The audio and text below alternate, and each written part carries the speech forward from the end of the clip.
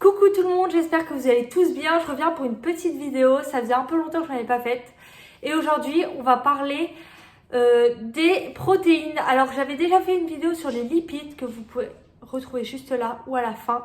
Donc n'hésitez pas à aller y faire un tour pour vous informer au mieux. Donc voilà, aujourd'hui le sujet du jour c'est les protéines. J'en ai déjà parlé un petit peu sur ma page Facebook, sur mon Instagram où les posts sont les mêmes que vous retrouvez juste là. Et donc, n'hésitez pas à aller y faire un tour, j'aborde plein de sujets différents.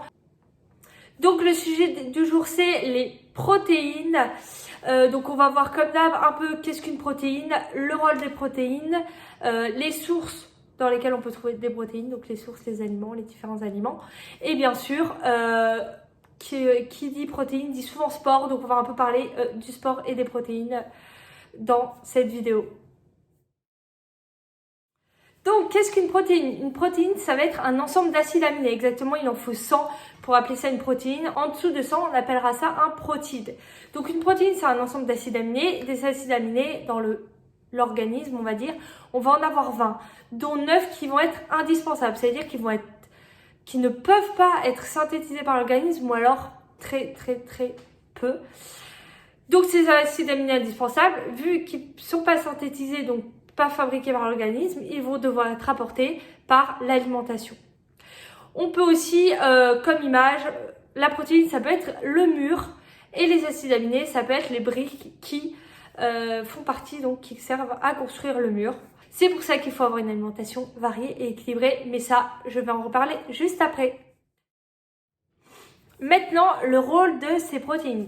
Donc, un des rôles que vous connaissez sûrement tous, ça va être le rôle structural des protéines.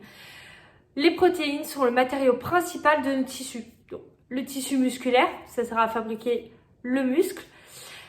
Ça peut être le tissu osseux aussi. Donc, le calcium, par exemple, va se fixer sur une trame protéique. Ça peut être le tissu, donc la kératine qui fait partie des cheveux. Mais ça va être aussi la membrane cellulaire. Donc, au niveau de nos cellules, on a des protéines. On va ensuite avoir des rôles qui vont être plus fonctionnels. Par exemple, les protéines vont servir à la fabrication des enzymes. Les enzymes, elles servent dans la digestion des lipides, des glucides, mais aussi des protéines. Mais elles sont aussi utilisées pour les différentes réactions qui se passent au niveau de l'organisme, dont la production d'énergie. Donc ça va aussi avoir un rôle de fabrication des hormones. Donc par exemple l'insuline, donc c'est l'hormone qui sert par exemple à faire rentrer le glucose dans les cellules. Donc les protéines servent aussi à la fabrication d'autres hormones. Les protéines vont aussi servir à la défense de l'organisme car les anticorps sont des protéines. Elles servent aussi donc de transporteurs via l'hémoglobine. Donc l'hémoglobine c'est une protéine sur laquelle se fixe l'oxygène, enfin sur laquelle on retrouve le fer, sur laquelle se fixe l'oxygène. Donc ça va servir au transport de l'oxygène des poumons vers les muscles. Et les protéines vont aussi avoir un rôle dans la cicatrisation. Ça va aider à faire baisser l'indice glycémique des aliments. L'indice glycémique, vous pouvez retrouver un de mes posts sur ma page Facebook et Instagram, dont vous retrouverez le nom juste après ou en début de vidéo. Et donc ça a un effet rassasiant. Maintenant, les sources protéiques de notre alimentation. Donc, dans quel aliment on va retrouver des protéines? Donc, en premier, on va séparer aliments d'origine animale et aliments d'origine végétale, car on trouve des protéines dans les deux types d'aliments. Donc, les aliments d'origine animale où l'on retrouve des protéines, vous les connaissez sûrement. On va avoir la viande, donc la viande rouge, la viande blanche, la volaille, les abats, etc. On va aussi avoir le poisson qui soit gras, qui soit maigre. On va avoir les fruits de mer, etc. On va avoir bien sûr les œufs, les produits laitiers, donc tout ce qui est yaourt, lait, fromage blanc, fromage frais, etc. Puis on va avoir les aliments d'origine végétale qui vont aussi avoir une quantité importante pour certains en protéines. Donc comme toutes les céréales, que ce soit les pâtes, le riz, le quinoa, etc. Si vous prenez des pâtes par exemple ou du riz complet, ils auront un peu plus de protéines. On va aussi avoir bien sûr les légumineuses, aussi les graines oléagineuses, le soja et tout ce qui est protéines végétales structurées, ce qu'on appelle aujourd'hui les steaks végétaux. Il est important de varier les sources de protéines, donc entre le végétal et l'animal, car on va avoir des différences entre les deux. Déjà, les protéines animales vont être mieux digérées par l'organisme que les protéines d'origine végétale, donc qui viennent des aliments d'origine végétale. Maintenant, ça ne veut pas dire qu'on ne doit pas manger des protéines d'origine végétale. Au contraire, comme je le répète, il faut varier. Que ce soit dans les aliments d'origine animale ou végétale, ces aliments ne vont pas apporter que des protéines. Ils vont aussi apporter des vitamines et des oligo-éléments. Et dans les aliments d'origine animale, on va trouver par exemple la vitamine 12 qu'on ne retrouvera pas dans les aliments d'origine végétale. A contrario, dans les aliments d'origine végétale, on retrouvera des fibres qu'on ne retrouvera pas dans les aliments d'origine animale. Donc chaque aliment est important. Une autre différence va être que les aliments d'origine animale, au niveau des protéines, posséderont tous les acides aminés indispensables. Donc pour fabriquer une protéine, il nous faut tous les acides aminés, dont les indispensables, alors qu'au contraire, les protéines d'origine animale, eux, ne posséderont pas tous les acides aminés indispensables. C'est pour ça qu'il est important, surtout pour une alimentation végétarienne,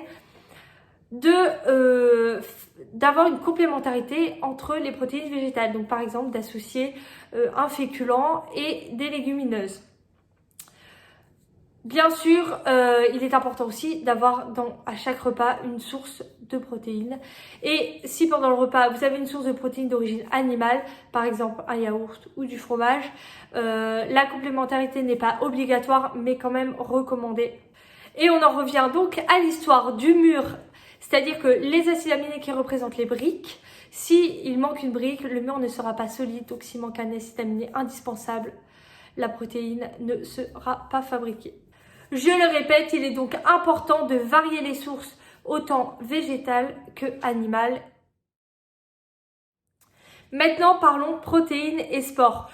Quand on parle de sport, et surtout pour ceux qui veulent prendre du volume, prendre de la masse musculaire, on parle souvent de protéines. Et même ceux qui font du sport pour perdre du poids, les protéines restent importantes pour un maintien de la masse musculaire durant la perte de poids.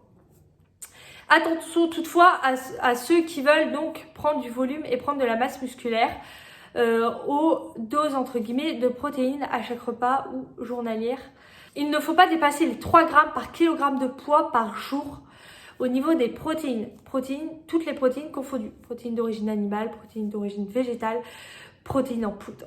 Et à partir de 2,5 grammes par kilogramme de poids de corps par jour, il ne faut pas dépasser plus de 6 mois par an. Il faut bien sûr que ça se fasse sous un contrôle médical. Et 2/3 des protéines doivent être apportées par l'alimentation. Pour ceux qui penseraient que pour prendre de la masse et du volume, il faut manger à chaque repas 2 steaks hachés plus 3 œufs au plat, désolé, mais vous allez jeter de l'argent par les fenêtres et en plus des protéines aux toilettes. Je vous éclaire sur ce point. Notre corps peut absorber environ 30 grammes de protéines par prise alimentaire. Au-delà, les protéines doivent être éliminées. On va avoir une surcharge au niveau du foie et du rein qui vont tout faire pour éliminer les protéines en excès. Donc on va avoir un risque au niveau hépatique et rénal à long terme bien sûr, mais aussi un risque de déshydratation. Autrement dit, doubler l'apport en protéines ne va pas doubler votre volume musculaire. Pour augmenter sa masse musculaire, j'en ai déjà parlé sur mes pages Facebook et Instagram. Il est important d'augmenter son apport en protéines. Bien sûr, ne pas dépasser les 2,5 grammes par kilogramme de poids par jour. Moi, je dirais même ne pas dépasser les 2 grammes par kilogramme de poids par jour. Il est important surtout d'avoir un suivi médical et si possible nutritionnel avec un ou une diététicienne nutritionniste spécialisée dans le domaine du sportif, donc ayant un DU du sportif, de l'alimentation du sportif. Et il est important aussi d'augmenter non pas que l'apport en protéines, mais l'apport énergétique, car pour fabriquer du muscle et surtout augmenter sa masse musculaire, mais sa masse générale, il faut que les apports énergétiques soient supérieurs à la dépense énergétique. Voilà pour cette petite vidéo, j'espère qu'elle vous aura appris de nouvelles choses ou du moins éclairé sur certains points. N'hésitez pas à laisser un commentaire pour des sujets pour lesquels vous aimeriez avoir des informations. N'hésitez pas à me donner aussi votre avis sur cette vidéo ou sur les protéines en général. On se retrouve très vite pour une nouvelle vidéo sur un thème encore non décidé. Voilà, n'hésitez pas à partager, à mettre un petit pouce si vous avez aimé. Et n'hésitez pas à aller voir ma page Facebook et Instagram que vous retrouvez juste ici. Allez y faire un tour, franchement il y a plein de choses à apprendre. Et voilà, si vous voulez en savoir plus sur les lipides, c'est aussi juste après. Et n'hésitez pas à aller voir ma chaîne YouTube, il y a plein de vidéos qui vous informent sur plein de sujets différents. Encore, il n'y a pas encore beaucoup de vidéos, mais elles arrivent.